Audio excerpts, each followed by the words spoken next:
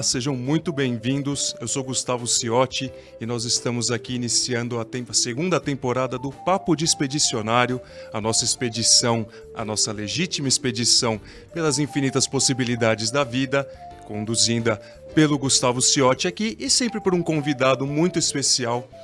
E dessa vez, para começar essa segunda temporada, eu tenho a alegria, o prazer de receber um brother que faz do seu olhar clínico e da sua sensibilidade fotos que viram arte.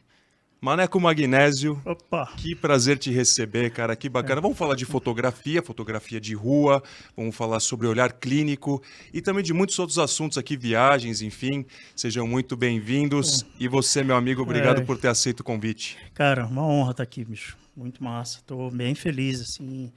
Eu tenho visto, né? Eu sempre vejo o teu programa e tal, e fica assim, porra, cara, o Gustavo chama uma galera, assim, muito, sabe, que traz muita informação e tal. Eu falei, pô, o cara me chamou, ficou honrado. Muito obrigado. Modéstia à parte, eu tenho conseguido escolher muito bem os meus convidados, de fato. Nós já temos uma primeira temporada, né? Vocês podem ver que o logo está até diferente para trazer aí a segunda temporada, para simbolizar a nossa segunda temporada. Primeira temporada azul, segunda temporada verde. E vamos nessa, meu amigo. Assistam, viu? A primeira temporada e me assistam. Com certeza. Eu vou até começar agradecendo a Helena Quintana, que foi quem apresentou a gente lá na Uma Paz. Já foi convidada para vir aqui, a gente ainda não conseguiu acertar as agendas, que legal, mas ela já cara. foi convidada para vir aqui. Refaço o convite, Helena, minha amiga, nossa amiga, será muito bem-vinda aqui também. Adoro. Então, cara, vamos começar, como eu sempre fiz com os meus convidados, eu gosto de trazer o início, né? O porquê de ter se tornado quem é hoje, de ter seguido os caminhos que levaram a essa profissão que você está exercendo, entre outras coisas, visões de mundo, experiências, enfim. Conta um pouco da sua trajetória e o que te levou a ter essa paixão pela fotografia e tá sempre... Porque, na verdade, assim, a gente vai se aprofundar sobre isso, mas quem tira fotos de retratos cotidianos está o tempo inteiro atento. Você está sempre olhando e tudo é uma oportunidade para você fazer um registro e aquilo se tornar uma história, né? Então, traz um pouco da sua, por favor. Então, cara, assim, a minha questão com a fotografia, ela é interessante, assim, porque ela é muito recente, né? Eu não sou fotógrafo de formação, né? A minha formação é desenho, belas artes, desenho artístico, né? O que eu queria fazer era cartoon, né? Uma das maiores influências da minha vida é a Laerte, o Angeli, né? E alguns caras da Marvel, né? O David Mazzucchelli e tal. Você manja desenhar? Era assim, manjava, né? Faz tempo que eu não rasco, mas assim, não pratica. De vez em quando eu, né, rabisco alguma coisa. Mas assim, meu lance assim, era desenhar. Desde os 11 anos de idade eu desenho, né? E desenhava muito, assim. Era uma coisa que eu, assim, minhas férias eram sentados na prancheta desenhando. E aí eu fiz faculdade de arte, né, em Salvador. Eu sou de Manaus, né, nasci em Manaus. Aos 11 anos de idade eu fui para Salvador, né, e lá fiquei até a idade adulta, me formei e tudo mais. E, né, em 2003 eu vim para São Paulo, moro em São Paulo desde 2003. E assim, cara, eu me formei em desenho em 97, final de 97. Depois eu comecei a trabalhar com desenho, como professor, né? E tentando fazer quadrinhos e coisas assim. Mas o mercado naquela época era muito insípido, assim, não existia praticamente mercado de quadrinhos no Brasil. Era uma coisa underground total. Ainda assim, não tinha estourado, né? Marvel. Lógico que já existia, Não, mas assim, não Marvel, tinha se tornado, né, essa febre que é hoje em dia, né? Mas é que, assim, existe impulsionada pelo cinema, né? Mas existe uma diferença, né, muito grande entre o quadrinho muito comercial, que é o que a Marvel, a DC Comics e outras editoras publicam, e o que a gente tinha no Brasil na época, que quem produzia era o Angeli e a Laerte, que era aquela linha Pirata do Tietê, revista Chiclete com Banana, Circo, né? E era uma galera muito underground, assim.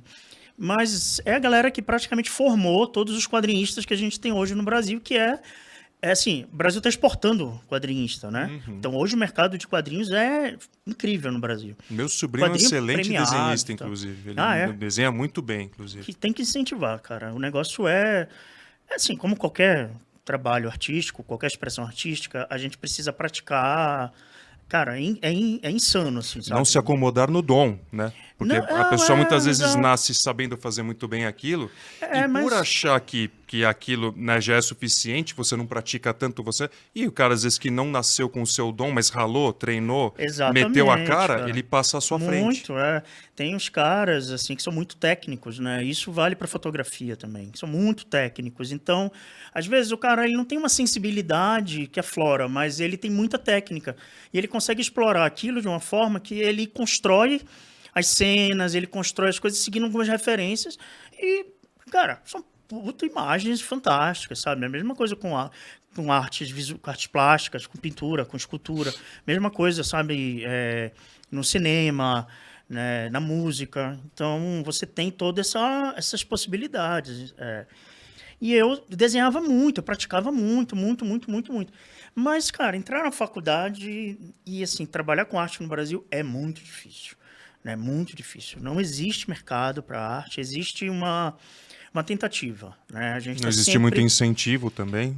assim, a gente está sempre numa tentativa de melhora, sempre no empenho exacerbado, assim, né? Sempre trabalhando muito, né?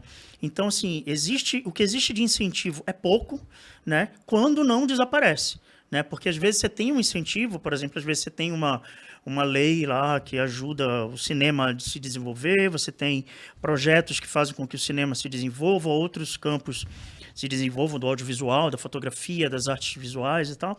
E, de repente, aquele recurso desaparece, assim, sabe? O Brasil funciona muito assim.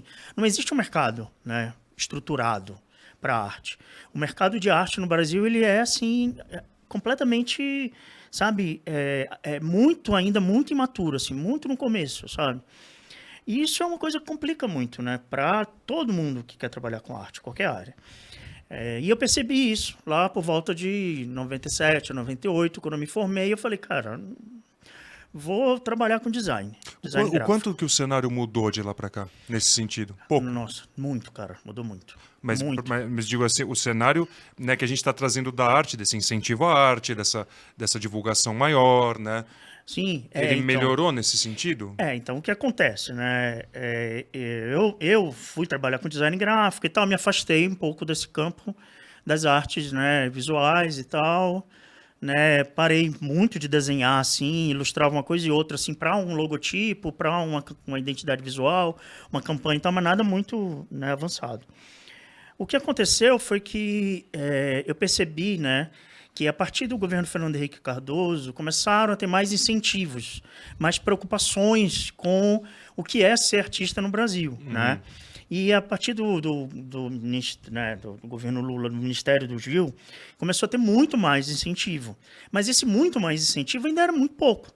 Para um país que é muito diverso culturalmente, né? O Brasil cara, é absurdo, né? São muitos países em um. É absurdo. Você é de absurdo. Manaus, Culturalmente, eu sou de São Paulo. Um estado não tem nada a ver com o outro. nada a ver, nada a ver. E culturalmente, cara, a riqueza, se você pegar a região amazônica, se você pegar só o estado do Pará, a riqueza cultural ali é absurda, absurda.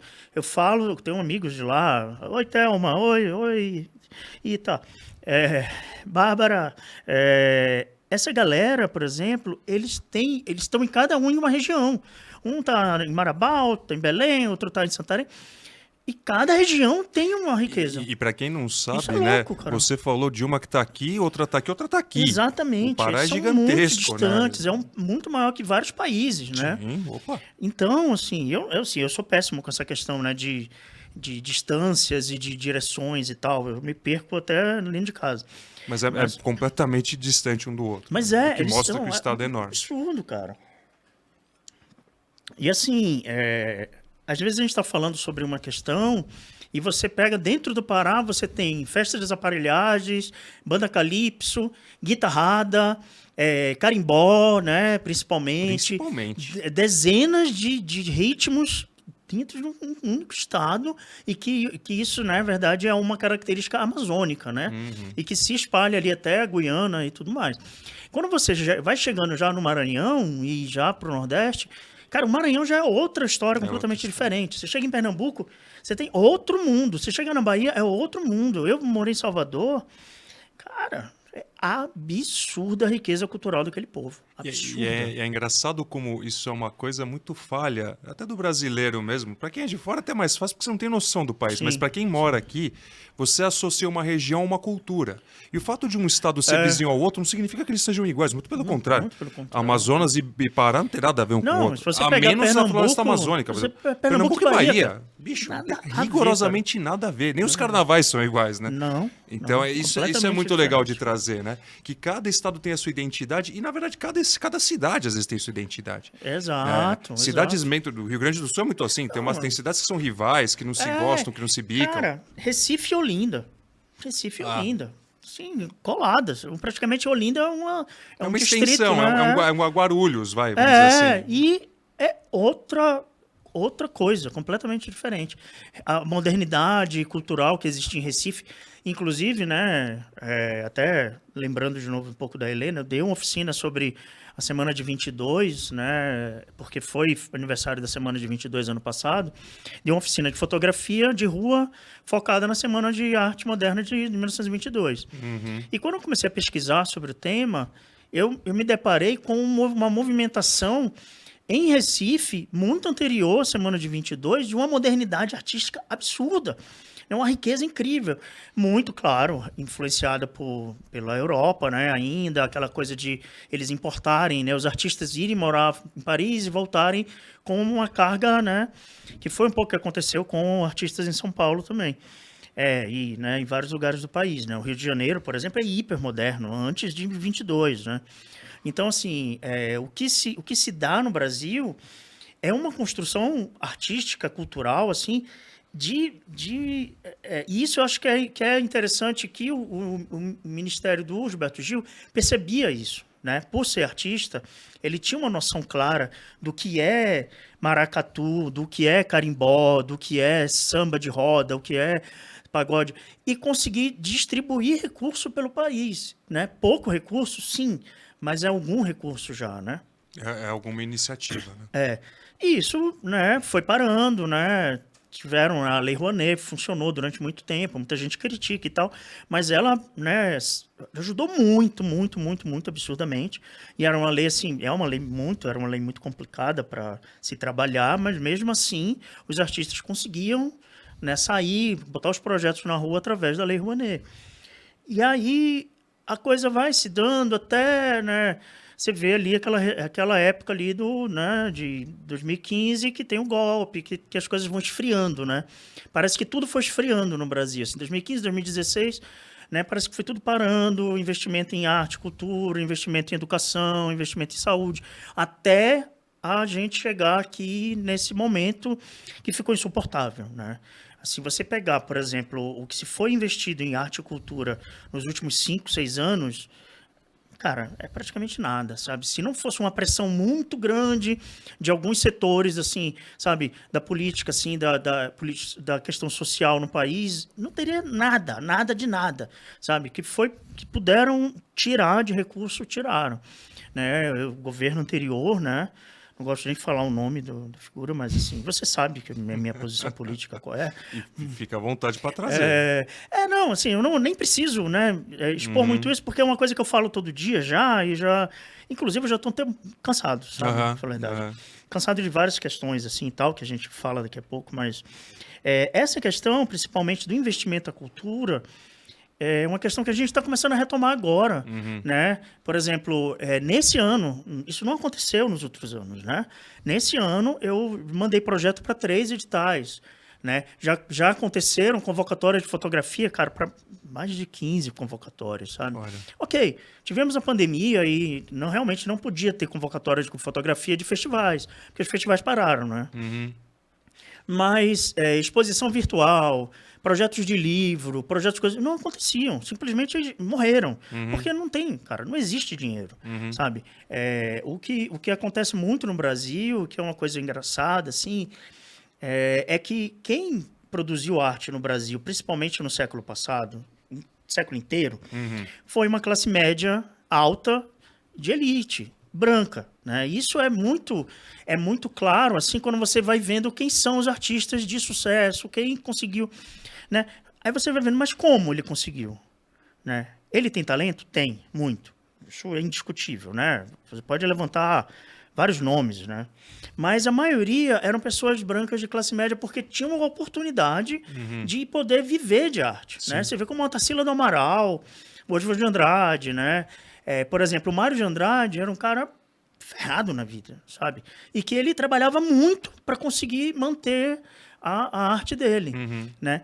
E, inclusive, Bancar a própria... inclusive, você falando de expedições, de viagens e tudo mais, e de fotografia, dos grandes caras que fizeram expedições pesquisando a cultura brasileira e fotografando foi o Mário de Andrade, foi o primeiro a fazer isso. Ele saiu do Rio de Janeiro, foi até o Peru, né, com uma Kodakzinha, né, e patrocinado pela Olivia Guedes Penteado, né, uma das grandes, né, fortunas aqui do café de São Paulo, né, e que foi com ele. Né? Ela, filha dela, não me lembro agora, já não me lembro os detalhes. Eu tenho um livro dele, até posso te mandar o livro, você colocar na descrição, que é o Fotógrafo Aprendiz, né? O turista aprendiz, uma coisa assim, que é o Mário de Andrade fotografando essa expedição de pesquisas folclóricas que ele fez. Olha que legal. Cara, é maravilhoso, maravilhoso. Um trabalho assim super moderno de fotografia, feito em 1926, 1927, né? Agora, sim, ele teve que ser bancado pela elite paulistana, elite do café, né? Que foi quem bancou boa parte, né? Tarsila, Oswald, né? E quem não tinha grana, por exemplo, era a outra artista plástica, que era uma das maiores, assim, brasileiras, né? Agora tá me fugindo o nome dela, mas foi ela praticamente que conduziu a semana de 22, e a família dela não tinha dinheiro nenhum, quem bancava era um tio que levou para estudar fora do Brasil, e depois ela voltou com um trabalho hipermoderno, expressionista, fantástico. Ai, como é o nome dela? Não, a Frida, não? Não, uma brasileira. Caraca, esqueci. Eu de nome sou ruim também. Daqui a pouco eu lembro. Porque tinham 5 pessoas que eram muito influentes durante ali a semana de 22, né? Que era o Mário de Andrade, o de Andrade, Tarsila do Amaral. E eu esqueci agora. Bom. Vai lembrar. Daqui pra lá a gente fala. E aí, cara, assim, aí você vai vendo uma linha ali que, assim, você pega os primeiros fotógrafos modernos do Brasil, é a turma do Fotocine Clube Bandeirante, né? Depois do Mário de Andrade, você vai ter o Fotocine Clube Bandeirante aqui em São Paulo, né? Que eles fundaram ali no Martinelli, primeira reunião e tal. E aí você vai ver que, assim, a maioria também sabe, uma galera de classe média e tal. Por quê? Quem conseguia comprar equipamento? Quem conseguia comprar uma câmera? Né? Então, tem toda essa construção. Quando a gente começa aqui o início do século, né, zero, né, 2000, né, ano zero, você começa a ver que os recursos começaram não recursos só financeiros, mas a tecnologia ela começou a evoluir de uma forma que a câmera digital, né, foi democratizando. E essa democratização, ela é um salto absurdo, né? Então, hoje a gente consegue numa comunidade carente, sabe? Na favela, no morro na favela da Maré, e aqui na periferia de São Paulo, você consegue estruturar uma oficina de fotografia, né? E as crianças podem, né? Os adolescentes podem participar, adulto, com celular, com câmera, sabe? Qualquer câmera analógica, não sei o que. Por quê? Porque você consegue comprar uma câmerazinha digital por R$200, sabe? Sim. Todo celular tem uma câmera razoável. E até aproveitando, assim, agora pegar bem essa parte, que você pegou uma parte muito legal, cara, que é a cultura, né? A cultura do Brasil extremamente diversa, musical, histórica, né? Folclórica, enfim, que agora está começando a ser trazido um pouco mais. Sim. Eu lembro, cara, me marcou muito, eu fui para o Tocantins, fiz uma viagem grande em 16, minha primeira grande expedição, e eu fui no Tocantins, conheci um pessoal ali, acabei ficando na casa da família quase uma semana. E teve um evento musical ali que era muito legal, porque os caras mostravam o que cada instrumento significava. Esse aqui mostra qual é o barulho da onça.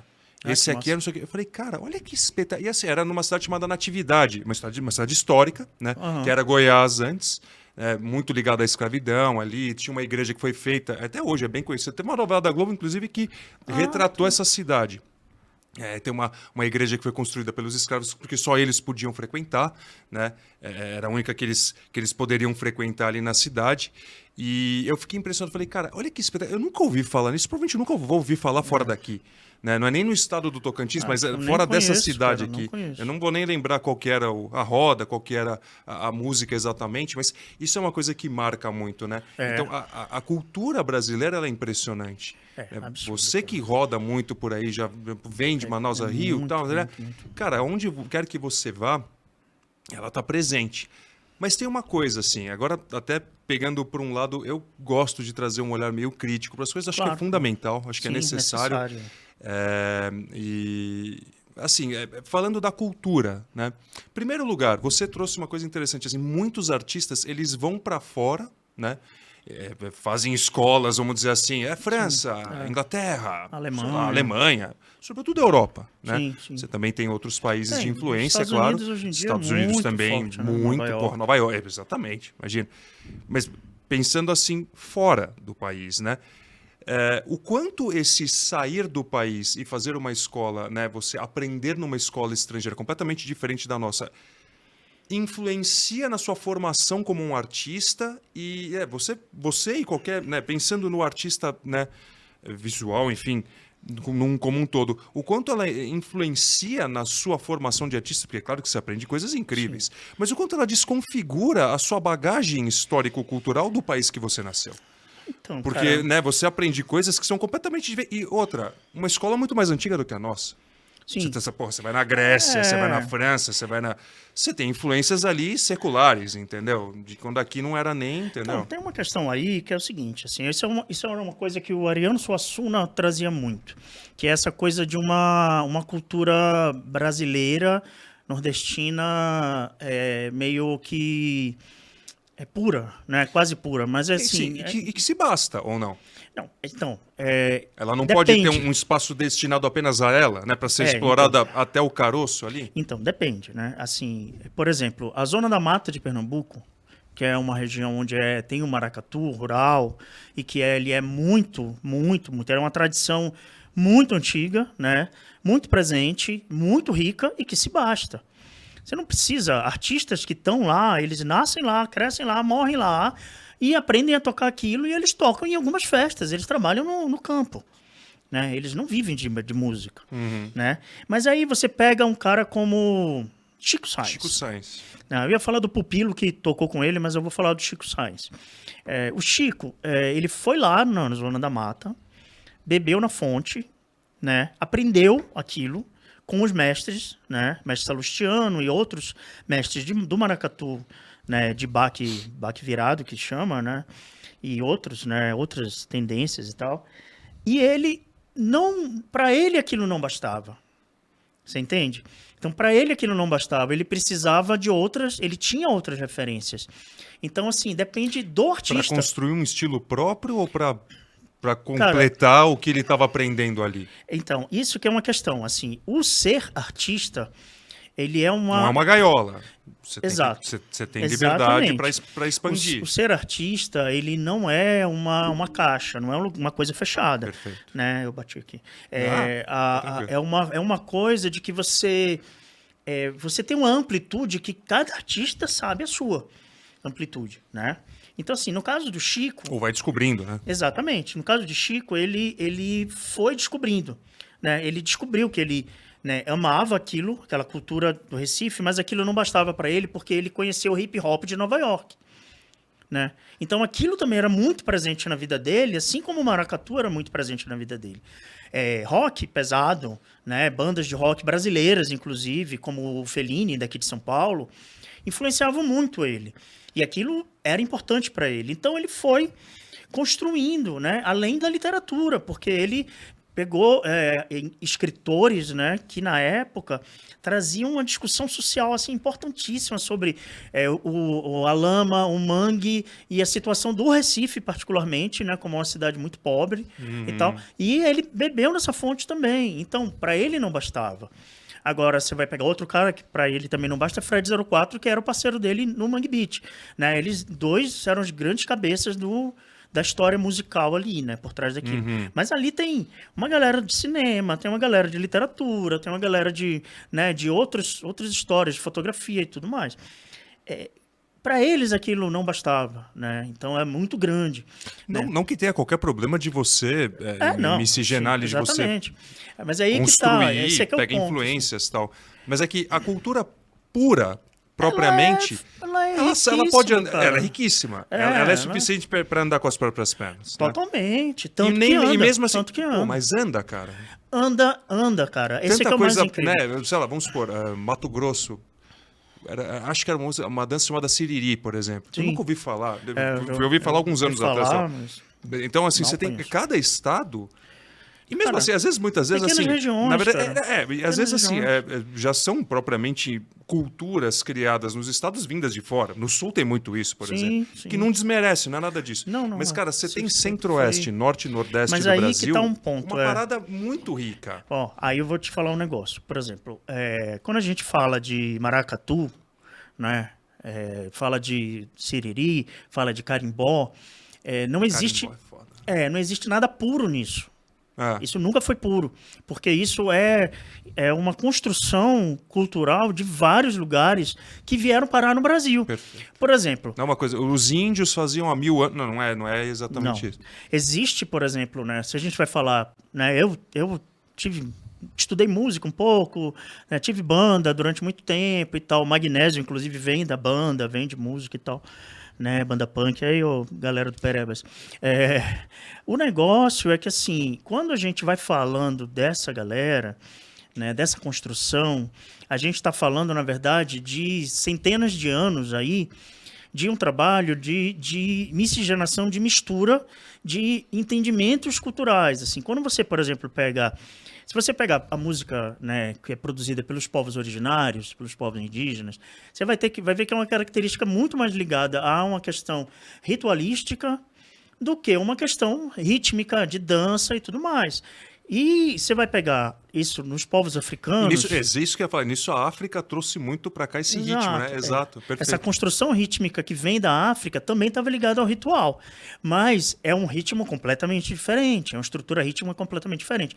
Em Portugal, você tinha uma outra tradição, que era uma tradição já de entreter, de né, participar de um ambiente, de criar uma ambientação, que já tem uma questão harmônica ali, não só rítmica. Né? Porque a estrutura ritualística indígena, por exemplo, ela é muito mais ligada ao ritmo do que à própria harmonia. Não tem muita harmonia. Né? Já o povo africano traz muito mais ritmo, né? Marcado, assim, um ritmo mais marcado, e tem menos harmonia. Mas já o europeu ele já tinha muita estrutura harmônica, né? De pianos, de cravos, de instrumentos que traziam construções harmônicas, né? Violão e tal.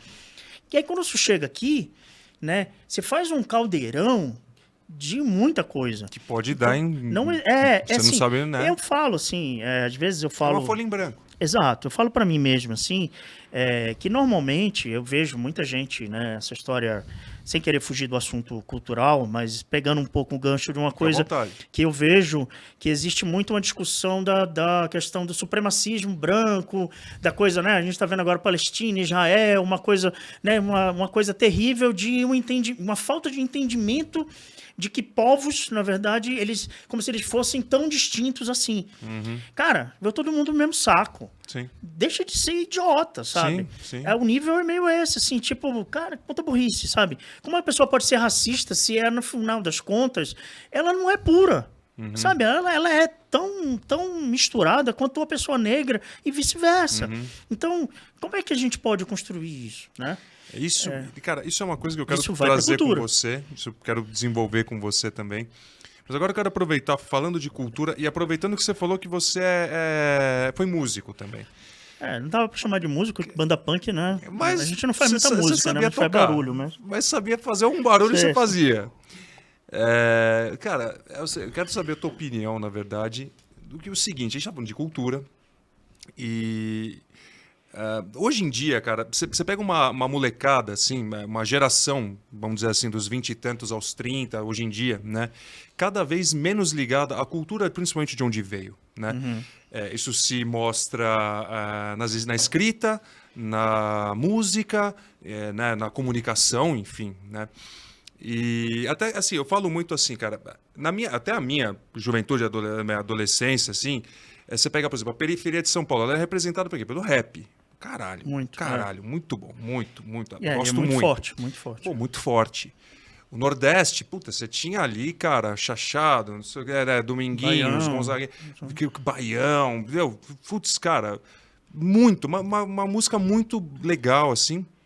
E no Centro-Oeste, você também tá no Sul, você tinha um sertanejo ali, mas aquela coisa assim viola caipira, né, cara? Viola caipira. Né? Porque você tá falando de coisas elaboradas. Você tá falando de coisas excelentes e muito grandes, né? Cara. E assim, hoje em dia, cara, você vê, até pelo acesso, tudo é muito fácil. Você dá uma deslizada de dedo nessa porra aqui, você já vai achar tudo que você quiser. Entendeu? Então tudo é muito fácil. É um excesso de oferta de dopamina facilmente assimilada através de redes sociais, TikTok, Instagram, etc. Vídeos de apenas 1 minuto, né? Que, desculpe, não faz ninguém pensar, entendeu? Não, muito pelo contrário, só te faz empurrar o tempo com a barriga. Né? Tem conteúdo sim, óbvio que tem. Né? Eu mesmo sigo muitos muito legais, mas no geral o que as pessoas estão acompanhando mais hoje em dia é mais a banalidade, a futilidade, as bobajadas, enfim. Então. Como é que você vê a cultura, o futuro da cultura? Porque, cara, cultura é cultura. Cultura é manifestação de onde você vem. Né? Tudo, a influência do lugar que você frequenta, das pessoas com quem você convive, o que você absorve, isso é cultura. E aí você passa adiante. Mas como você vê, porque a gente trouxe aqui nomes, referências, né, musicais e culturais de lugares que estão sumindo, cara. Você vê hoje, por exemplo, o Nordeste, ele é muito representado, sobretudo por essa molecada mais nova.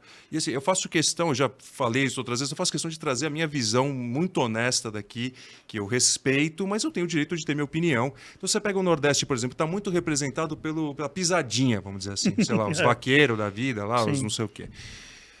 O Centro-Oeste, eu morei 2 anos e meio em Goiânia, né? Ali, bicho, de long leg, de long neck em long neck, bebi e traí, long neck no fundo do carro. É esse sertanejo atual. Celular, né? Não sei o quê. Exatamente. E aí você pega o Rio, cara. O Rio, ele era representado pelo samba, brother. O morro foi feito carioca, de samba, né? E hoje ele é representado pelo funk. E São Paulo também, eu moro em Santos. Santos tem muita coisa muito similar ao Rio. E tem muito disso do funk também. E, cara, tudo bem. Cada um ouve o que quiser, não sei o quê, mas... E cada um pode achar bom ou ruim aquilo que bem entender. Mas o nível que está sendo trazido através das músicas, através das letras... Porque hoje é bebida, putaria, dancinha... Cara, pra onde que pode estar indo? Porque, assim, isso tá não apenas influência... Não tô falando que só tenha isso, mas, assim... Essa é uma parada que está muito presente, cada vez tomando mais espaço. Cara, você vê cantores assim, que, cara, cantam nada. Formando opinião, bicho. Cara, mas... Você entende? Esse espaço que é dado através das telas de celular, etc., ele está dando voz a pessoas que, primeiro, não têm condição nenhuma de estar ali. E isso mostra o que caminho a nossa cultura pode tomar, que para mim é preocupante. Eu tenho uma filha de 2 anos e meio, eu falo, cara... Bicho, quando ela tiver 15, como é que vai estar essa porra aqui? Então, cara, assim, você falou de sua filha agora, meu filho tá fazendo 10 anos de idade agora, né? Então, assim, em 2013 o mundo era outro, né? Então, 2013 o mundo era outro. 10 anos. Mas, assim, tem uma coisa que eu acho até que não é querendo te tranquilizar simplesmente, sendo otimista, que eu não sou uma pessoa otimista. Eu tô mais pro pessimista do que pro otimista. Metade da minha vida é reclamar. Eu reclamo de tudo. Eu tenho o hábito de ficar reclamando, falando sozinho e tal. E, assim, essa questão da cultura é uma coisa que eu vejo da seguinte forma. Existiam núcleos, né? A gente vivia isolado, né? Por exemplo, eu falei da zona da Mata de Pernambuco. Ali era uma região relativamente isolada, né? Não é assim, é próximo de Recife, é próximo de... mas é isolado. Mesmo então, Recife está isolado de outros pontos do país. Exatamente. Né? Se construiu uma cultura ali, né? Muito própria daquele lugar. A mesma coisa com regiões do Pará, né, que você desenvolveu uma cultura muito própria daquele lugar, com a influência da Guiana, com a influência de outros lugares. Isso aí vai falar do Rio Grande do Sul, você vai falar do Rio de Janeiro, você vai falar de São Paulo. Todos esses lugares, eles eram pontos um pouco mais isolados, né, e que eles foram desenvolvendo algo com referências trazidas, como a gente estava falando um pouquinho antes, né? Assim, quando você começa a colocar, por exemplo, não sei se você cozinha, mas quando você vai cozinhar, você vai colocando, né, ali o que você... E até bem, modéstia à parte, até bem. Então eu também cozinho, eu também gosto de cozinhar e também cozinho bem. Não sei se minha esposa concorda, mas ela vai concordar, eu acho. E assim, o que acontece é que às vezes você vai errando um pouco a mão, porque você está um pouco desatento, ou porque, né, você tem um ingrediente que você quer experimentar, e aquilo é uma liberdade que você tem. Ou faz uma experiência que não deu certo. Exato. Normal. Então, assim, quando você democratiza a cultura, né, quando você dá espaço e dá voz para todos, a tendência é que exista um período de amadurecimento. Né? A gente está passando por esse momento. Tá gente... sendo atropelado agora, ou não? Você acha que tá não, sendo... eu acho que está sendo natural. Está sendo natural. Está sendo orgânico. É ruim. Não, eu não gosto. Eu não gosto, assim, da maioria... Desculpa. Eu não gosto da maioria das coisas que estão em alta, né? Eu não sou fã. Não sou... Né? Não é questão assim... Aí é uma questão minha de gosto, entendeu? Eu tento dividir, separar muito, muito claramente, assim. Eu gosto disso? Não, não gosto. Eu vou ouvir? Não, não vou ouvir. Mas eu quero que acabe? Não, eu quero que essa pessoa possa continuar expressando a música dela, a arte dela, como ela chama isso. Por quê? Porque eu quero que tenha espaço para todo mundo falar, inclusive eu. Né? Na hora que começarem a fechar os espaços, aí eu vou começar a ficar preocupado. Né? Que é uma tentativa de muita gente. Né? Agora, o que acontece muito, o que eu vejo muito, é assim, por exemplo, você vai pegar uma artista como uma Anitta, né? A Anitta é uma espécie de embaixadora do funk fora do Brasil, né? Não só no Brasil, mas até fora do Brasil. Ela é muito, muito famosa, muito conhecida, premiada e tudo mais.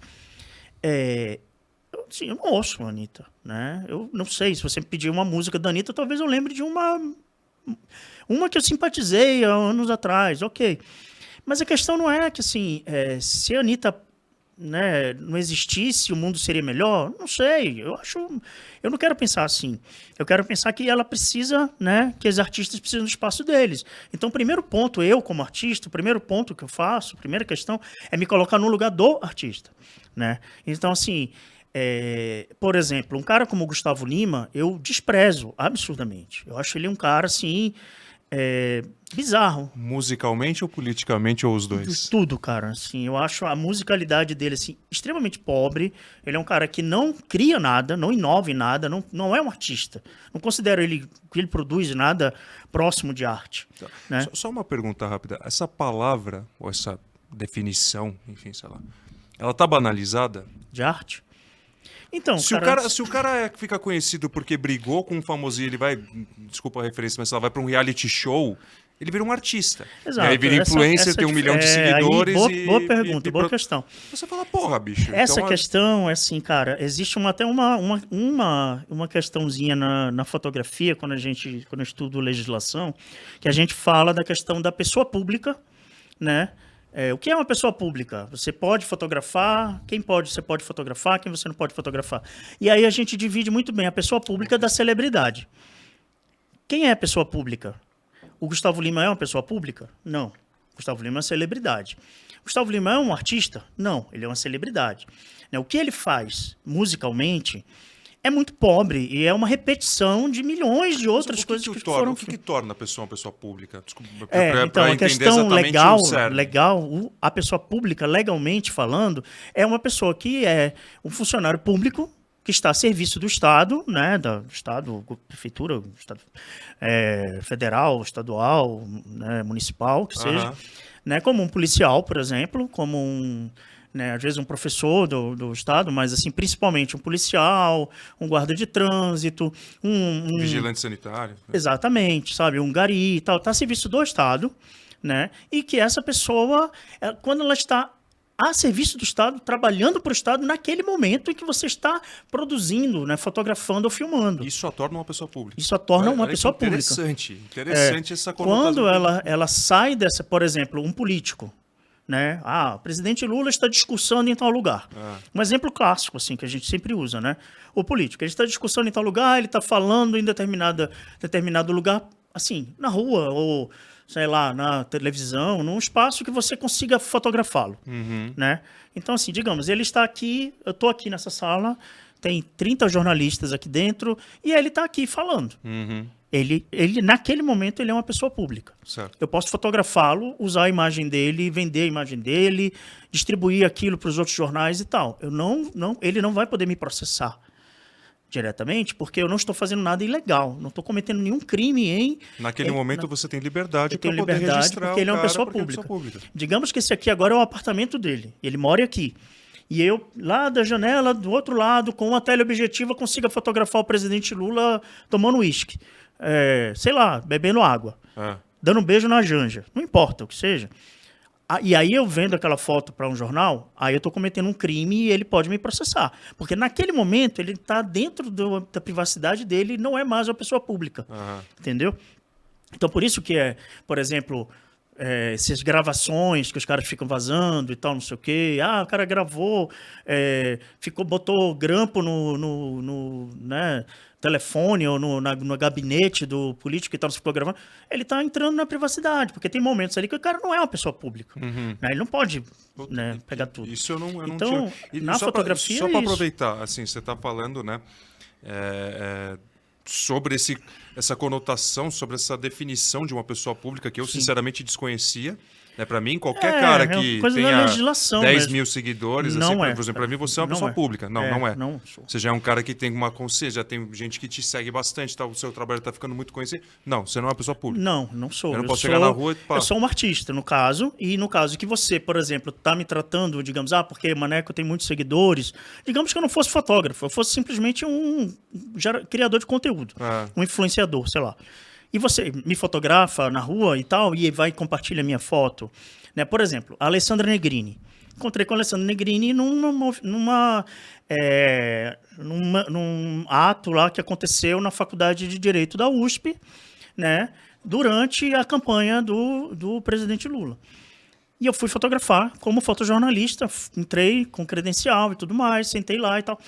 Quando eu saí, a Alessandra Negrini estava esperando o Uber. E ela estava cercada de fãs, assim, o pessoal querendo tirar foto com ela e tal, não sei o quê. E eu fiz umas fotos dela e postei no meu Instagram, né?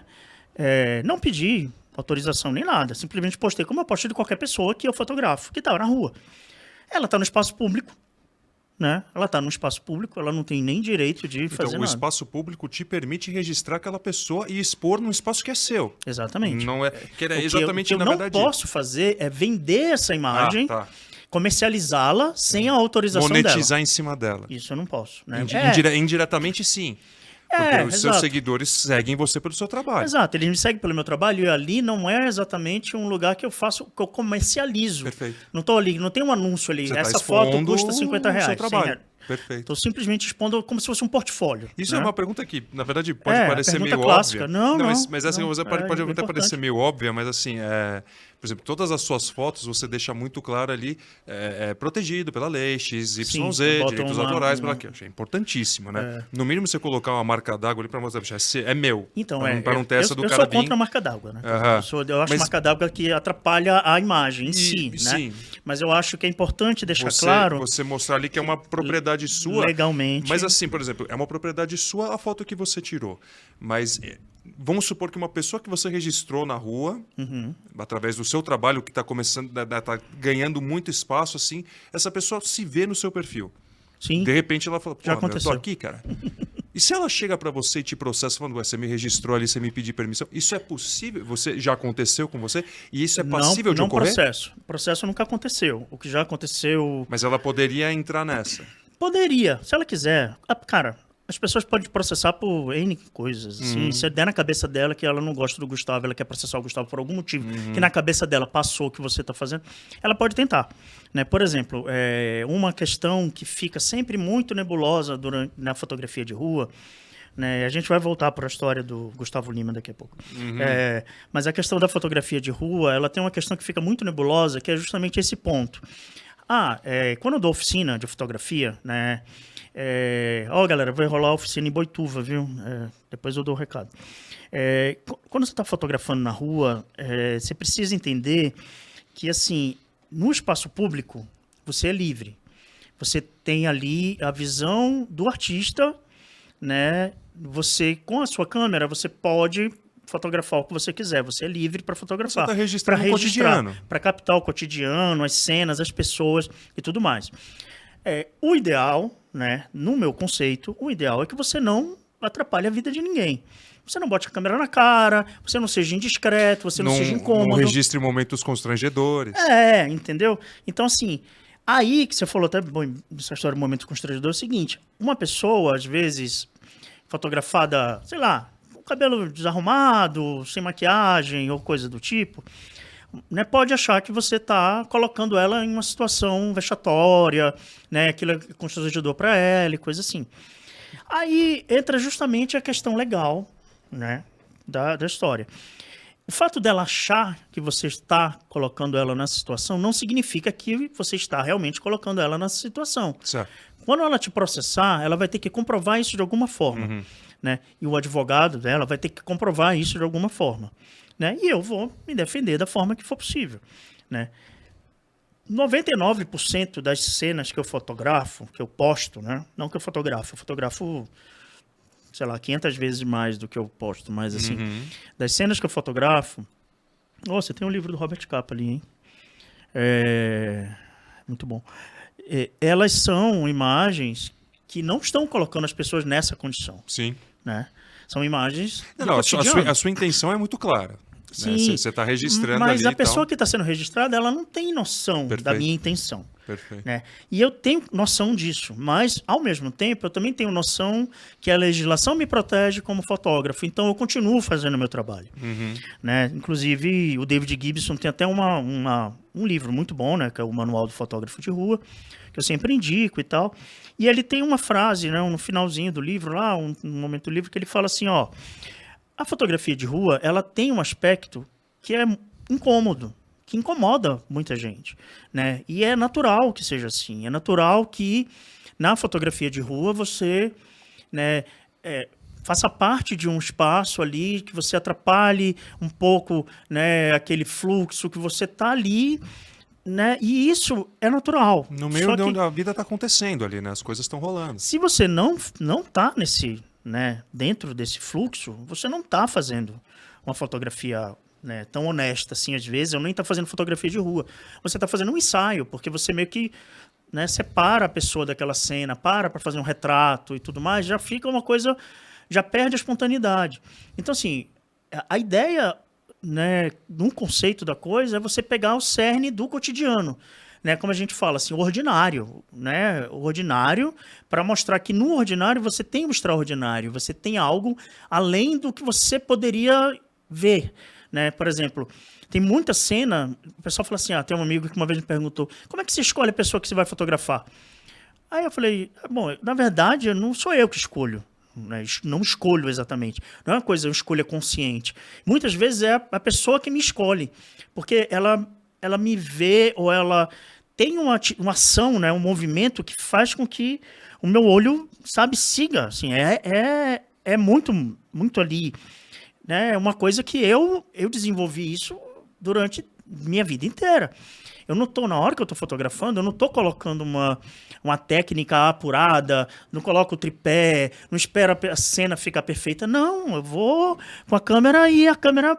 Né, eu vou passeando ali e seguindo o que eu quero fotografar. Né? E esse movimento é o movimento que eu tento levar para a minha fotografia. Né? É esse movimento que eu tento captar. Esse movimento que eu estou tentando captar, na verdade, foi o que me fez ir atrás, assim, que me chamou. Né? Então ele me convida, e não sou eu que fico caçando, na verdade. Né? Eu coleto um pouco aquilo com a câmera, mas é uma forma de... Né, eu observo o caminho e vou aos poucos entendendo isso. Isso é um ponto interessante, na verdade, né? Quando a gente está abordando fotografia de rua ou de cotidianos, enfim, né? Registros, é legal você trazer o que... Porque há uma linha tênue, sobretudo para quem não é profissional, para quem não entende exatamente tanto do assunto, há uma linha tênue entre o olhar clínico e o aleatório. Sim, e o registro sim, aleatório. exato. Porque para muita gente pode olhar e falar, pô, beleza, tem uma parede aqui, um cara andando e um pássaro voando. Exato. Não, mas ali existe um contexto, existe uma história, né? E principalmente para você que estava vivendo aquilo, você estava sentindo uma coisa que estava acontecendo, né? Exato. Que aí é o seu trabalho de passar através da fotografia, também tem muito isso, a sensibilidade do momento. O que você estava vendo naquele momento e o que te fez registrar aquilo ali. Mas como é que você diferencia isso? Porque você trouxe um ponto muito interessante, né? Isso daqui, cara, qualquer um que tem isso daqui tem uma câmera nas mãos. Sim. E uma câmera nas mãos que muitas vezes é melhor que muita câmera de fato. Você tem uma resolução, você ainda bota um filtrinho e tal, você dá uma mexida. Então, assim, hoje é uma democratização, sim. Sim. Mas essa viabilização da fotografia, ela banaliza um trabalho, por exemplo, como o seu?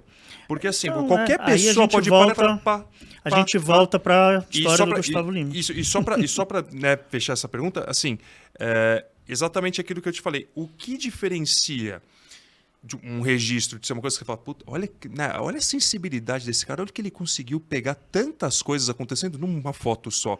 De uma coisa que alguém fala e fala, puta, meu, tá, e aí, o que tem aí? O que esse cara viu que eu não tô entendendo porra nenhuma? Qual é, né? O seu trabalho é exatamente esse. Mostrar para as pessoas o que te sensibilizou, o que te chamou a atenção e o que de bonito ou feio, ou seja lá o que for, o que estava acontecendo naquele registro que você fez. Então, é aí que está o ponto, cara. Existe uma questão de...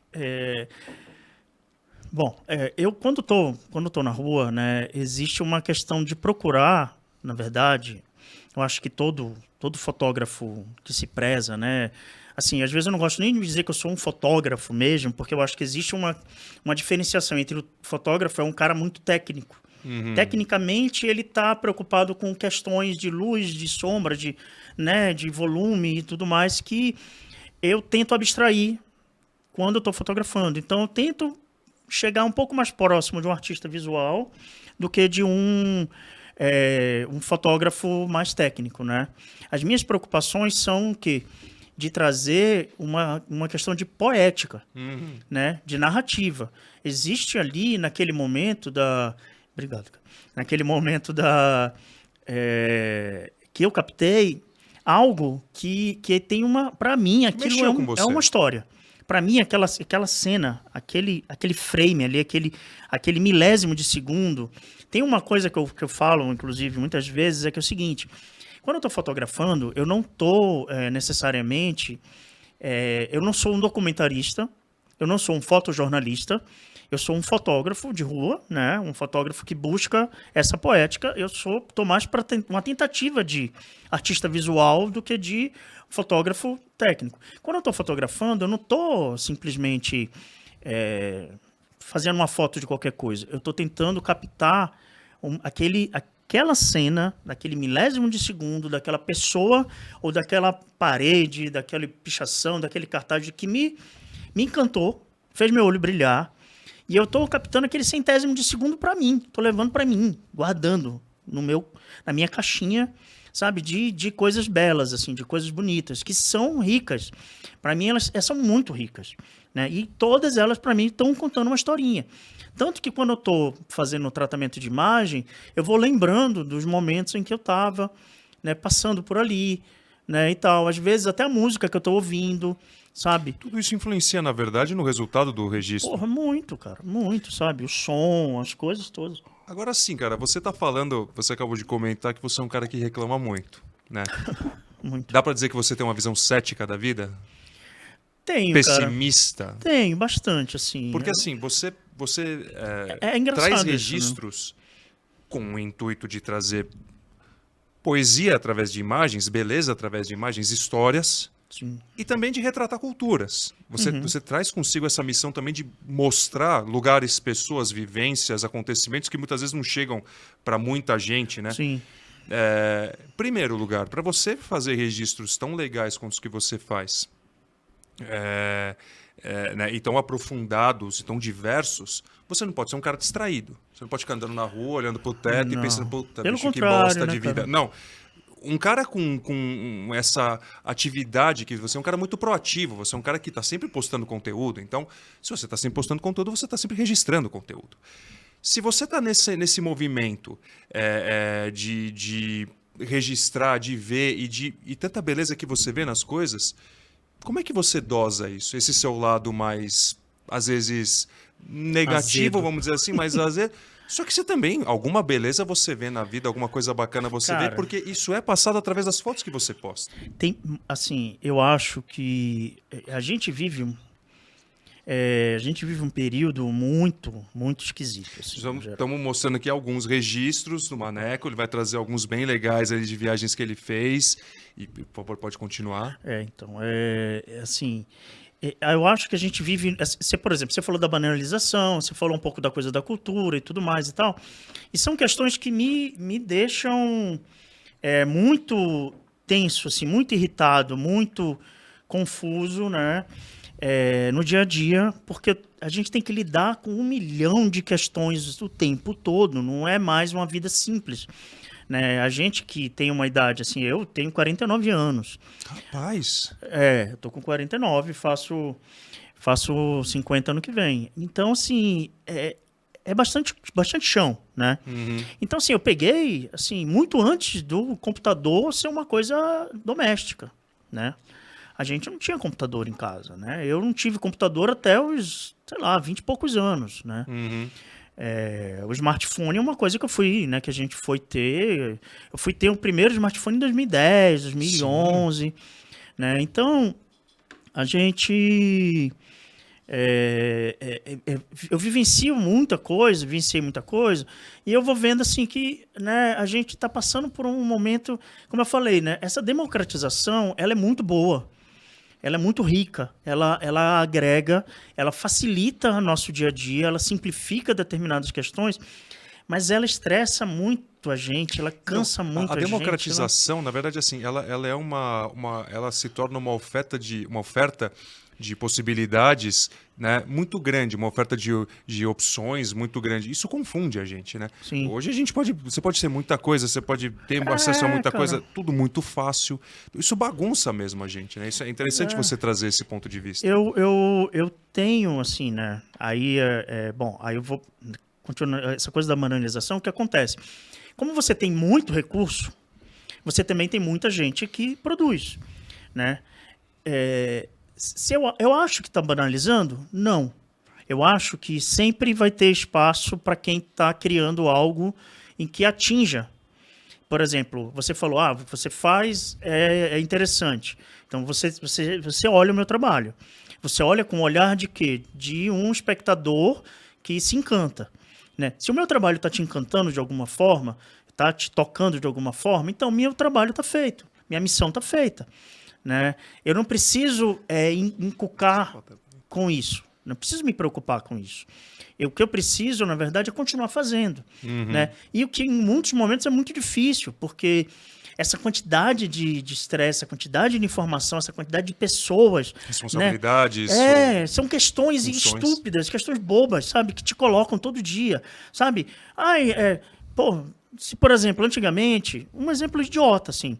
Né? Antigamente, 5 horas da tarde eu ia na padaria e comprava o pão, porque era aquela hora que o pão saía. Hoje, quando eu tô passando em tal lugar, ou tô em casa em tal horário, não sei o quê, hoje eu compro pão ou não compro pão? Aí fica mandando mensagem no WhatsApp. Né? Faço isso ou não faço aquilo? Eu não sei quem te mandou um negócio para perguntar não sei o quê, de uma câmera não sei das quantas, que não sei o quê, que não sei o que, não sei.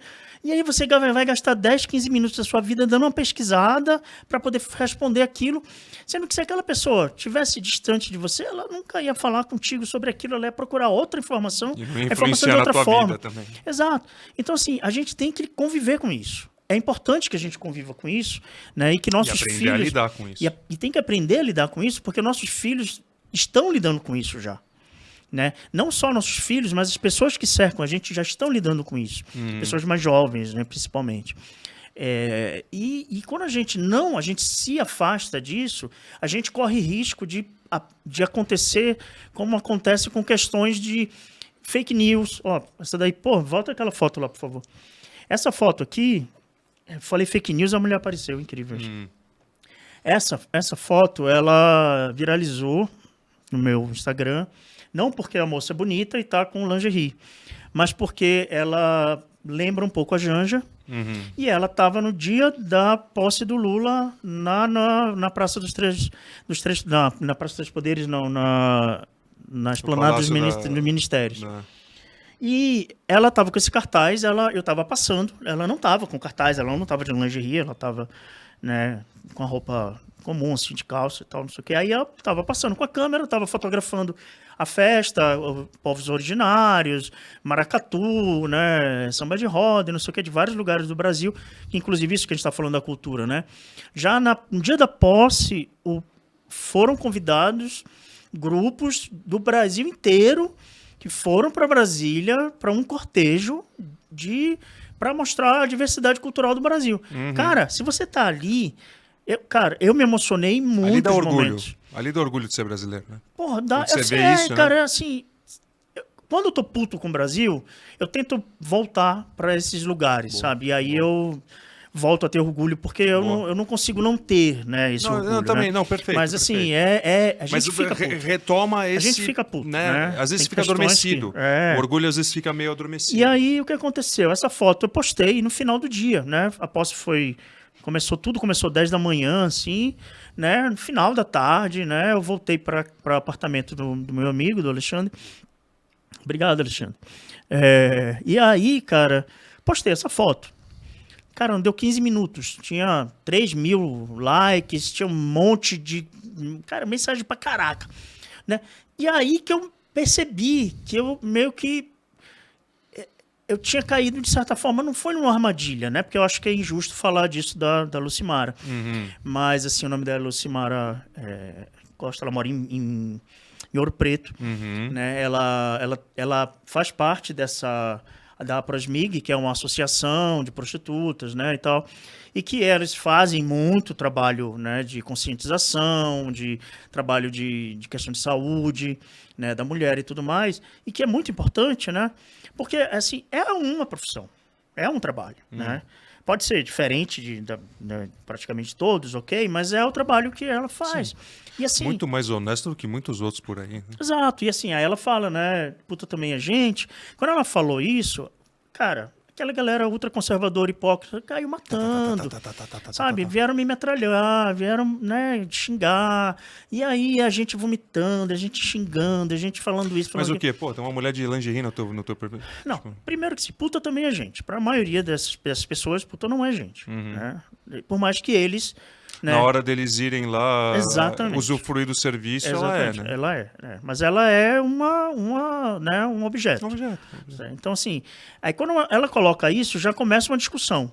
A segunda discussão, que foi a pior e a mais complexa, foi o fato dela lembrar a Janja.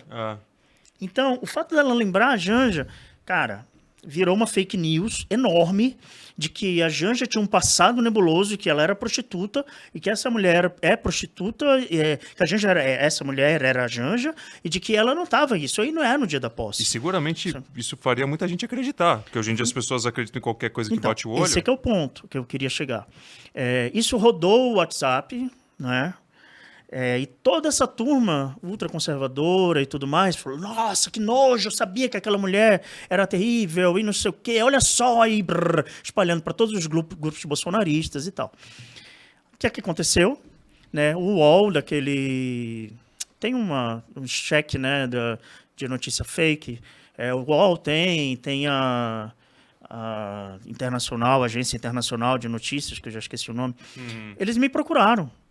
Eles falaram assim, você que é o Magnésio? Eu falei, sou eu. Você que fez essa foto? Sim.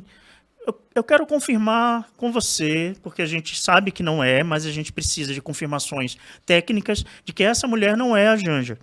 Você consegue informar a data que você fez a foto, o horário, o local e tudo mais? Eu falei, claro, consigo. Aí eu tive que pegar o arquivo RAW, o arquivo, né, cru da foto que eu fiz, com todas as informações da câmera, horário, descrição, local, tudo bonitinho. Fiz print de tela, mandei para eles, expliquei, dei entrevista, ela deu entrevista, sabe? Eles procuraram ela, conversaram com ela. Né? Eu tive que passar o contato dela, eu conversei com ela primeiro, né? Ela me autorizou, eu passei o contato dela para o UOL, passei para a Associação Press, a Lucimara. Dela, sim. E, assim, Claro que a Janja soube disso, né? Deve ter ficado muito irritada, né? Puta da vida. Mas é uma coisa, mas assim, é uma coisa que foge ao nosso controle, completamente. Não, mas isso que você está falando, gente, isso é importantíssimo, cara. Olhem bem o que vocês estão consumindo e a opinião que vocês estão formando em cima de arquivos recebidos em WhatsApp, sejam coisas postadas em Instagram.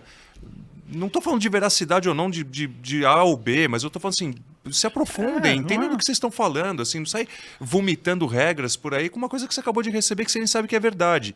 Porque nisso mora um perigo muito grande, cara. Exato. Isso daí você pode arrumar um problema gigantesco para quem fez a foto e aí você vai se... Bicho, cara, eu perdi vira uma puta horas de da uma minha treta, vida, entendeu? sabe? Aí já começa, né, aquela treta de um lado com o outro, já entra já o pessoal que é conservador.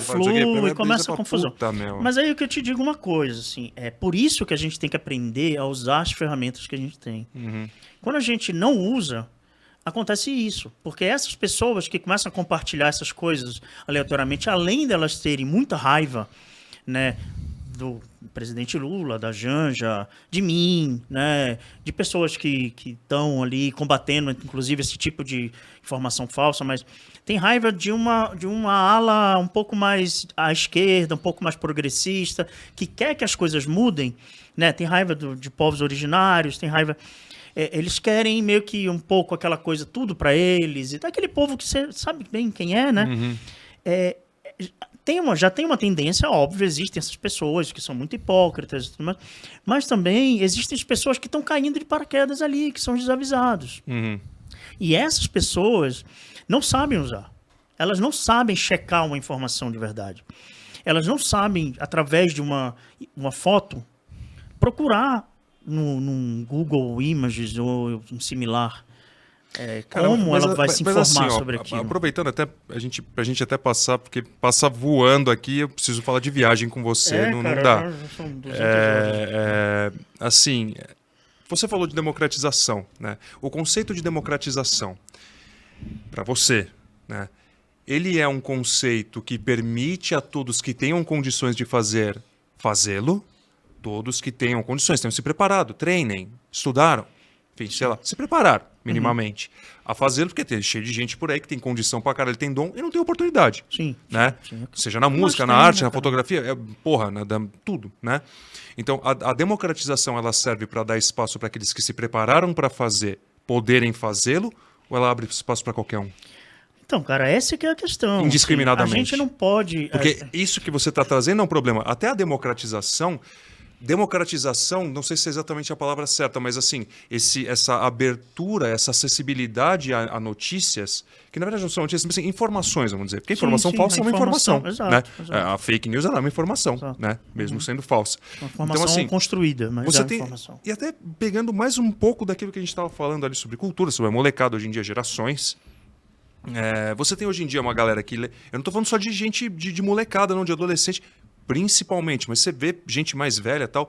Galera que não lê, que não se aprofunda em nada, que fica só consumindo conteúdos mais rasos, que não modificam absolutamente nada no cérebro de ninguém, formando opiniões de uma maneira muito assídua, de uma maneira muito assim, veemente. Você fala, brother, você não faz ideia nem do que você está falando. E você está botando um sentimento nisso.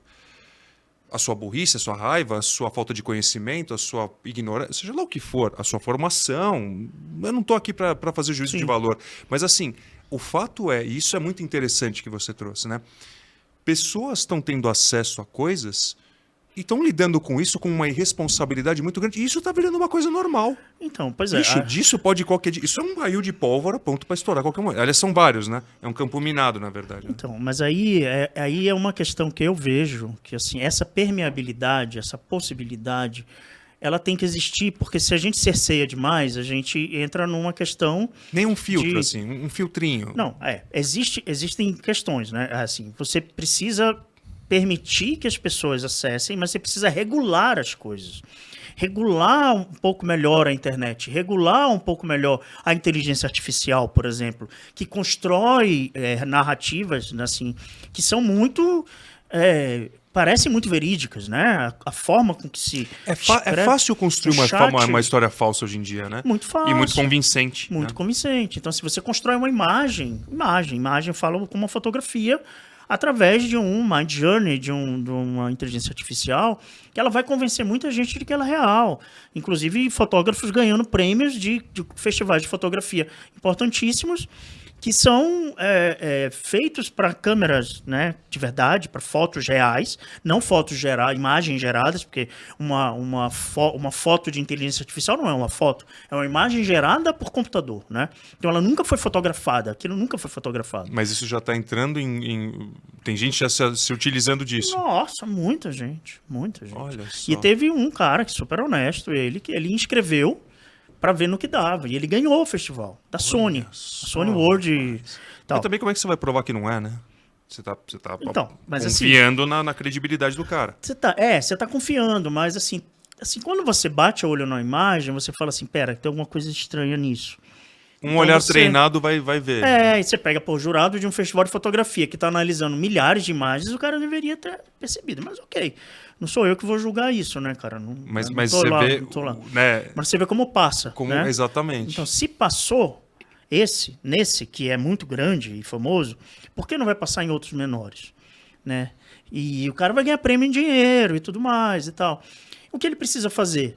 É entender quais são as regras o regulamento ali, as regras daquele festival, o tema, e desenvolver palavras-chave que ele construiu a imagem. Dele. Então, assim, ele vai fazer o prompt dele lá e vai criar a imagem, vai gerar aquela imagem.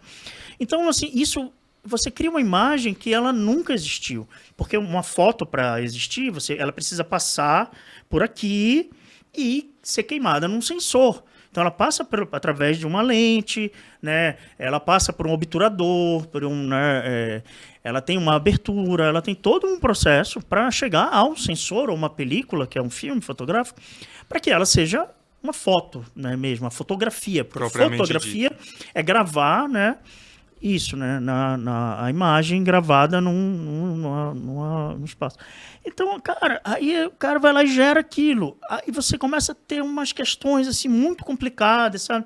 De ter que lidar com isso. E criar esse debate numa sociedade que não está pronta nem para abrir o jornal e ler uma notícia falsa, sabe?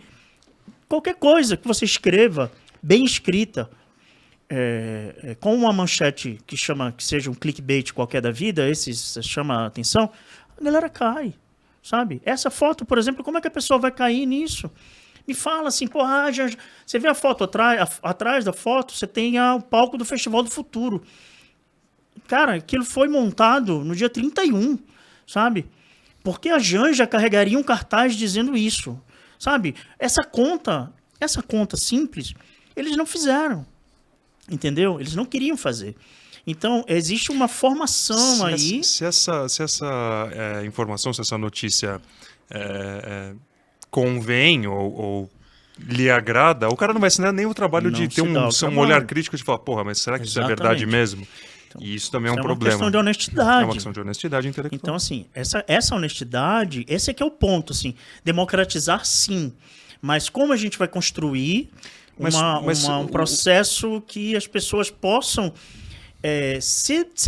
a gente possa proteger as pessoas de determinadas questões. Né? Democratizar é abrir, é ampliar, é abrir espaço. Só que abrir espaço tem que ser feito em paralelo com um trabalho também de educação, de conscientização, que não é feito. Então, esse é o problema. Não é feito. Esse espaço é aberto para a gente que não está preparada para lidar com ele. Exato. Você vê, por exemplo, nos Estados Unidos, você fala, os Estados Unidos, super moderno, super avançado, não sei o quê.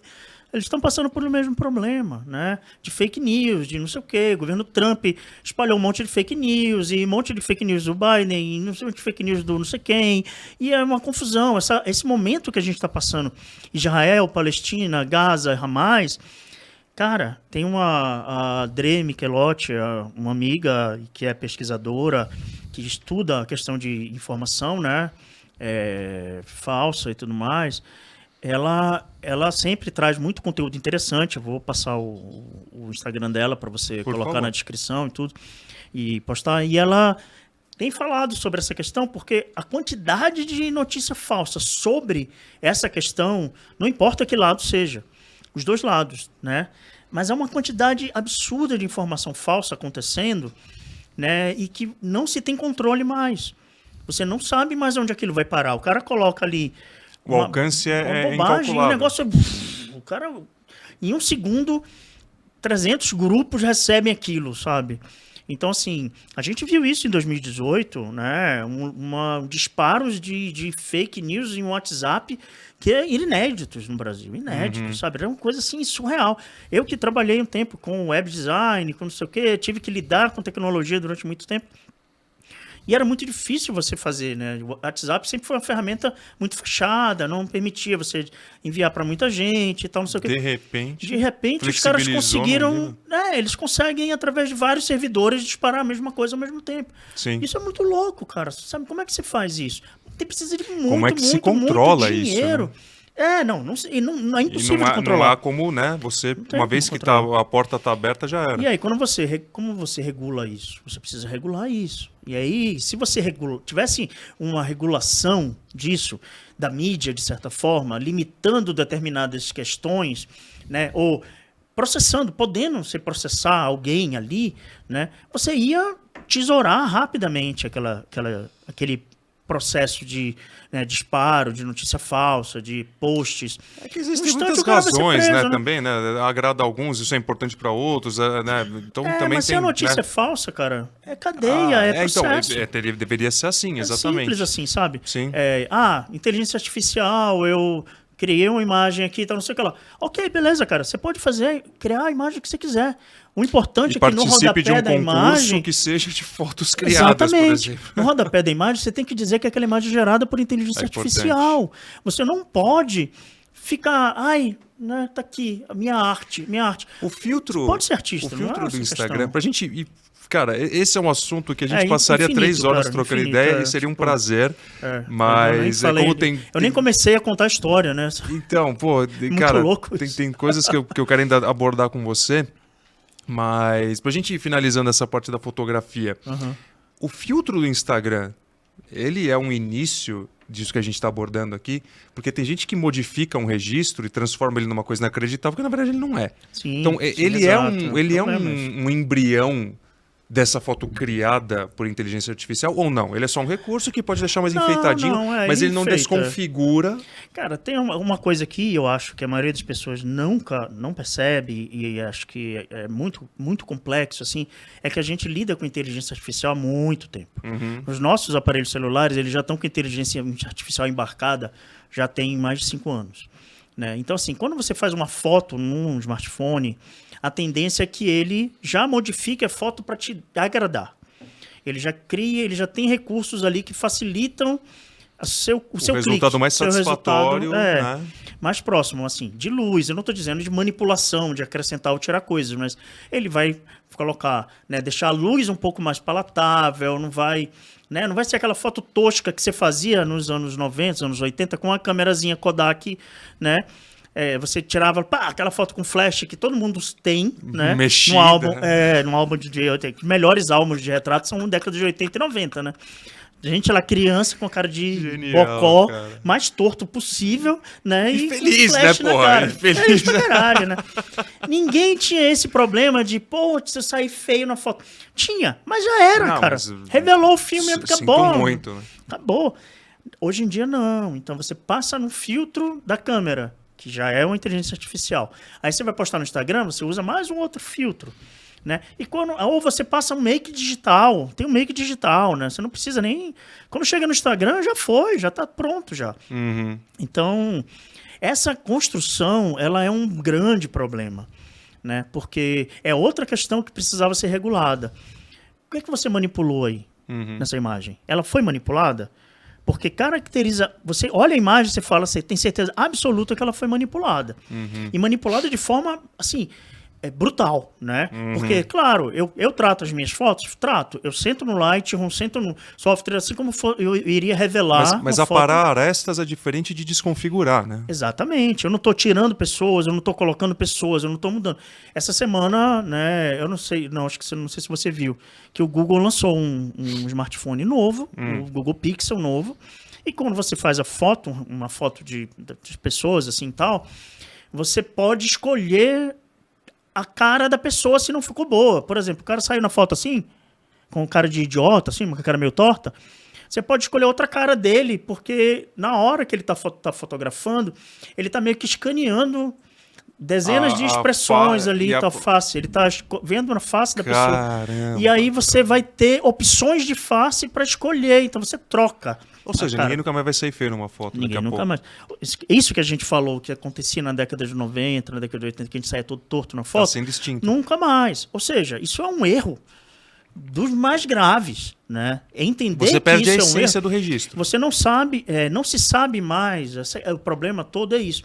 Isso aqui que eu tento fazer com a minha câmera é completamente diferente de você colocar uma foto bonita no Instagram. Eu não quero que a foto seja bonita, eu quero que ela diga algo. Conte uma história. Tenha poesia, ela conte uma história, né? E o que essa galera está fazendo não é fotografia.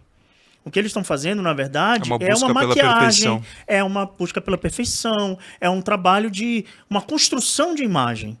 Né? É quando você vai criar uma marca. Uma distorção, né? Exatamente. Eles estão distorcendo a imagem para construir uma aparência perfeita, né? Ideal. Isso, basicamente isso. E assim, quando você cria uma marca, por exemplo, né? Trabalhei muito tempo com design, e a gente precisava construir uma identidade para aquela marca. Né? Ela precisava ter como se fosse uma narrativa ali. Ela ia ter um passo a passo, ela ia dizer alguma coisa, ela ia ter uma missão, um valor e tal. Né? Essas pessoas, elas estão tentando fazer isso, mas sendo elas, né? Viram a marca do influenciador. Velho, você não é um produto. Uhum. Você não é uma marca, você é uma pessoa e você tem que ser uma pessoa, lide como uma pessoa, seja uma pessoa no dia a dia e se coloque de forma despojada. Tire esse monte de maquiagem de cima de você, porque você não é esse personagem que você está querendo vender. Isso vai virar uma questão muito em breve, porque assim, as pessoas estão virando perfeito, exatamente. As pessoas estão virando um produto. Já acabou. Por isso que, por exemplo, a gente volta no Gustavo Lima. O que é que ele é? Ele não é um artista, porque ele não produz arte. Ele não é uma pessoa pública, porque ele não é um político, não sei o quê. O que é que ele é? Ele é só uma celebridade. É uma celebridade das mais medíocres. Porque o que ele faz, na verdade, o discurso dele é muito pobre, muito rasteiro. Né? Ele atinge quem? Independente do lado político ou porque é aí ponto final? Cara, independente do lado político, porque tem muita gente que tem esse discurso muito rasteiro, né? E que até produz uma arte, tem musicalidade, tem ritmo, tem algo que você fala, porra, mas esse cara toca muito, né, cara? Né? O cara toca bem. Tem uma expressão muito, né? A Anitta, por exemplo, cara, assim, eu não sou fã da música dela, mas ela faz uma música muito bem feita, muito bem produzida, estruturada, ela inova em alguns pontos, ela traz, às vezes, um questionamento, sabe, sobre o papel da mulher, sobre a sexualização. Ela mesma faz isso. Então, assim, essa lado celebridade dela serve para ela trazer algumas questões. Eu gosto da música dela? Não, mas assim, isso não importa. Né? O importa é que eu quero que tanto ela quanto o Gustavo Lima tenham espaço. Né? Mas o que eu quero realmente é que artistas como... Pô, agora não veio nenhum nome na cabeça, é sempre assim. Não, mas tá em casa. Grandes artistas como Hamilton de Holanda, Yamandu Costa, não sei o que, ela tem tanto espaço quanto a Anitta. Por que eles não têm? Né? Porque eles não fazem uma música tão palatável, né? Tão fácil acesso, mas é porque também não existe uma major, uma galera que vai botar não sei quantos milhões nas costas do Yamandu Costa para ele virar um grande... Ele também não quer, ok, mas assim, qual é o grande lance da indústria?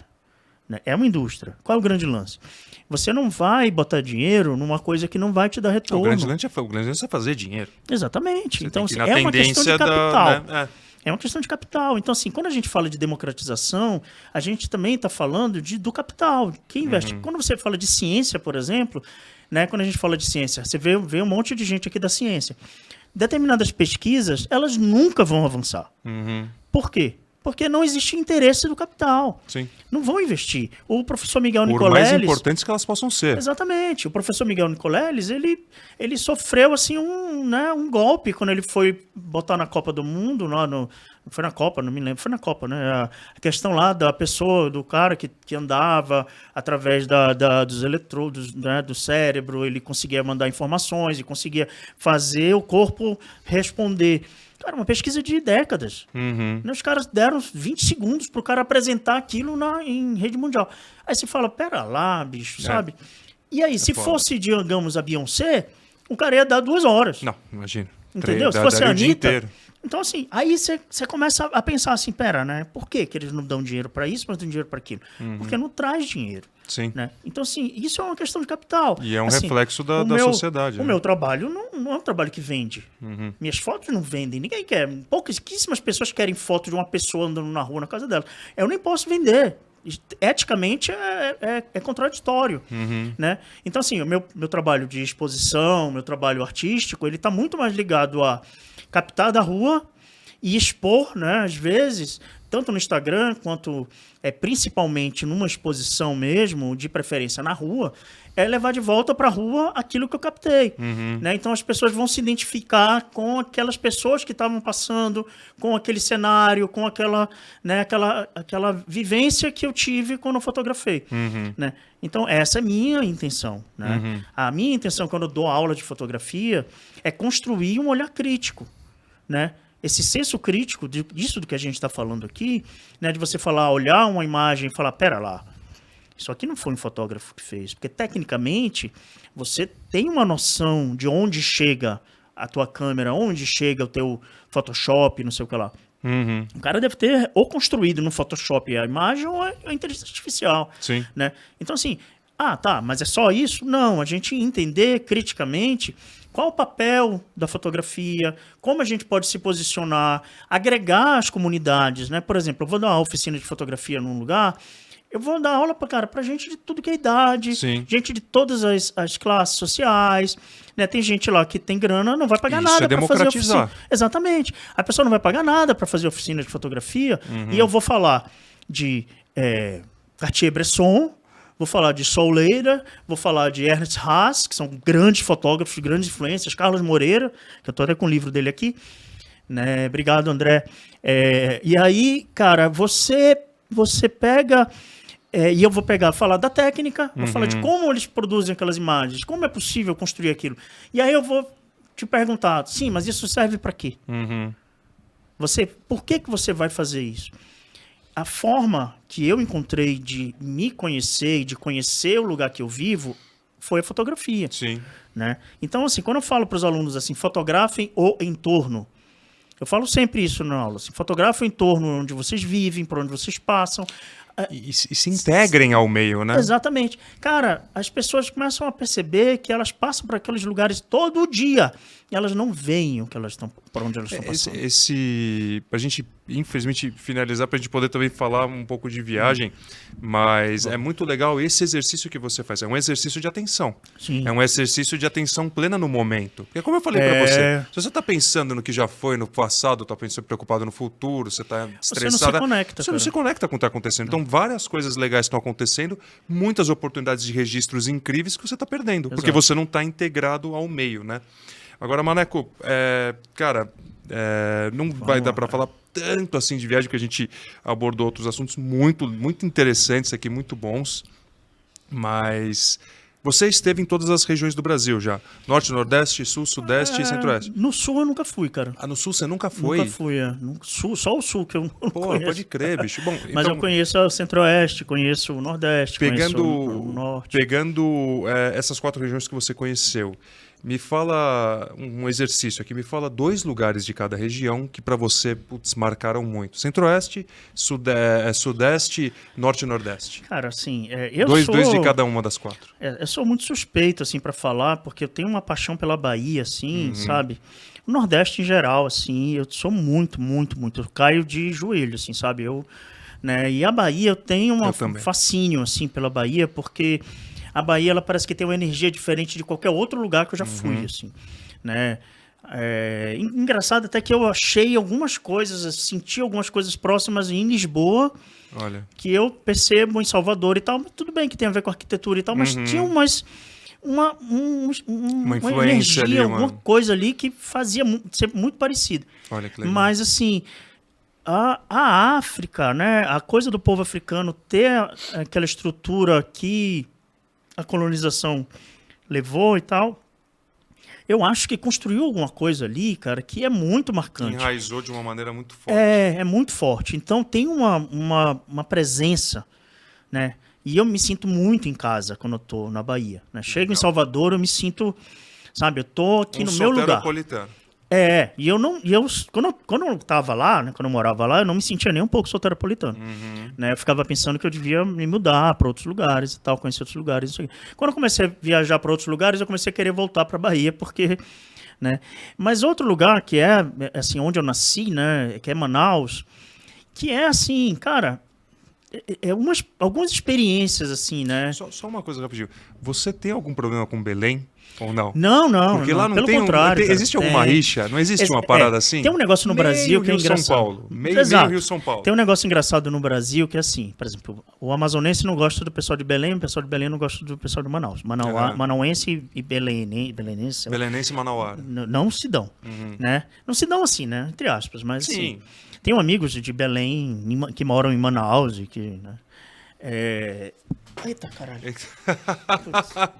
Peraí, galera. Acontece. Não, eu sou ótimo com essas coisas. Fica tranquilo. Sabe o Jerry Lewis? Sou eu. Fica tranquilo. E aí, se voltando, né? Cortou? Aqui é assim, aqui vai rolando mesmo, é no natural mesmo. Vambora. Assim que eu gosto, né? No improviso. Não tem erro, não. Não, assim, e aí tem um negócio assim também com o pernambucano e o baiano. Tem. Sabe? Verdade. O pernambucano não atura baiano. Ele acha que baiano é presepeiro, é preguiçoso e tal. E tem com Rio e São Paulo, né? Essa rixa, né? Sim. E é muito engraçado, assim, porque como eu passei pelos três, né? Eu sou filho de pernambucano. Olha só, né? rapaz. Morei na Bahia a maior parte da vida. Depois mudei para São Paulo. Mas assim, Manaus, eu passei por todos esses lugares e assim... Eu era amigo do pessoal de Belém, amigo do pessoal de Manaus, amigo do pessoal do Maranhão, amigo do pessoal do Piauí, amigo do pessoal de Salvador, tudo que é região da Bahia, família toda morando em Pernambuco, né? Mudo para São Paulo, um monte de amigo do Rio de Janeiro que eu tenho, sabe, que eu amo demais e que eu vejo, né, quando eu posso, pelo menos de vez em quando. Cara, nunca tive esse problema, né? E eu não entendo qual é dessa galera. É uma baita bobajada isso, né? Uma coisa... A gente tem uma galera... No fundo não tem nada a ver. Tem uma amiga que ela fala brincando assim, fora Manaus, né? Escreve Manaus com L no final, assim, de zoeira, pra... Uma hashtag fora Manaus, assim, né? A Thelma. Oi, Thelma. E a gente fala brincando, porque assim, a turma ela é do Pará, Pode né? crer. Então tem essa brincadeira, assim, já virou uma piada, na verdade, né? E no Centro-Oeste? Você conheceu ali o quê? Chapada, dos Veadeiros? Chapada dos Veadeiros, Goiânia. Fui para Tocantins, né? Mas assim, foi muito rápido, bate e volta, assim. Conheço, sim, cara, aquela coisa, né? Passei umas semanas, né? Na época eu não fotografava, quando eu fui para Chapada dos Veadeiros eu ainda não fotografava. Então, assim, não tenho muito registro nem nada assim, né? Mas, assim, eu acho... fantástico, né, cara? Assim, Chapada Diamantina, Chapada dos Veadeiros, eu não conheço a Chapada dos Guimarães, né? Legal. Então. Mas, assim, a Chapada Diamantina é absurda também, cara, sabe? Subir a Cachoeira da Fumaça, isso, cara, é muito foda. Sabe? O Brasil, né? Assim, não tem como, cara, é impressionante. A oferta que tem de possibilidades de natureza, deserto, infinito, neve, montanha, floresta. Né? Não acaba, cara. Praias lindas, cachoeiras incríveis, é espetacular. Mas assim, a experiência que eu tive, por exemplo, de fotografar em Manaus, né, ali no mercado, no Porto Antigo, no mercado antigo de Manaus. O Ver o Peso também lá em Belém deve dar umas fotos bem legais, né, cara? Eu tô louco pra ir lá, é minha Embora próxima viagem. Eu fique assim. meio triste, porque a mãe da minha filha é belenense, né? Minha filha vai ser remista, inclusive, vai ser torcedora do Remo. E aí, cara, ali, quando eu gosto de Belém pra cacete. Também conheço bem Manaus. Gosto de Manaus também. Cara, eu não conheço Belém. Belém conheço bem pra cacete? Não, mas assim, já fui ali, já deu pra dar um belo rolê pela cidade. Eu gostei muito, embora seja extremamente abandonada a cidade. Assim, um potencial turístico inacreditável, cara, que eu vejo assim, largado com o Maranhão. Mas assim, cara, o Ver o Peso, ele tem um valor, né? Porque no fundo é uma feira livre, suja pra caralho. Mas assim, é uma puta de uma história. E aí você fica na beira do rio ali, você vê boto passando, você vê os caras pescando. É muito legal. É um baita passeio. tirando peixe, entrando com... Cara, aquilo é absurdo. Foi lá comer sabe? castanha, ver as ervas que os caras fazem, né? As coisas que os caras preparam. É um passeio cultural, né, cara? Cara, riquíssimo. Roda de carimbó no riquíssimo, cara. Peso. Porra, você quer o quê, bicho, né? riquíssimo. Dona Odete, né? Você quer o quê, né? Exato. Pois é, você brinca, bicho. É É muita foda, coisa, é é muita foda. coisa. Então, assim, aí é que eu acho curioso o seguinte, é uma construção cultural, ela é tão rara, ela só existe ali. Uhum. Só existe ali. Você pega o mundo inteiro. Tem muita identidade, cara.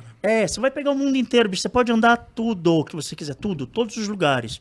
Você só vai ver ali. Uhum. E eu tenho certeza que a maioria das pessoas que vivenciarem isso de verdade, quando elas forem embora, elas vão ter saudade daquilo. Ah, com certeza. Elas vão querer voltar. Com certeza. Assim como é em Salvador, assim como em alguns lugares de Manaus, assim como é em vários lugares do país, né? Uhum. Então, assim, o que eu, né, levantaria assim, de experiência é fotografar a Feira de São Joaquim, em Salvador, Uhum. que tipo que você falou do Ver o Peso, totalmente largado. Deram uma reformadinha para enganar a torcida lá, mas na prática ela é totalmente abandonada por dentro. Sabe, tem uns corredores, umas coisas úmidas, assim, cheio de lama, esgoto, e os caras limpando carne ali na sua Pô, frente. eu não vou dizer o Pelourinho, mas o Pelourinho também podia ser melhor, né? Ele ainda é um pouco mais Mas o apresentado. Pelourinho, e tal. cara, hoje em dia, nossa, Faz tempo que eu fui no Pelourinho, tá faz uns 5 lindo, anos assim. já. Assim, não vou dizer que é a coisa mais... Eu adoro, né? Eu gosto Podia bastante. ser melhor, mas tá legal. Cara, tal, né? Assim, já é bem turístico, já é bem fácil de você circular, você não se sente...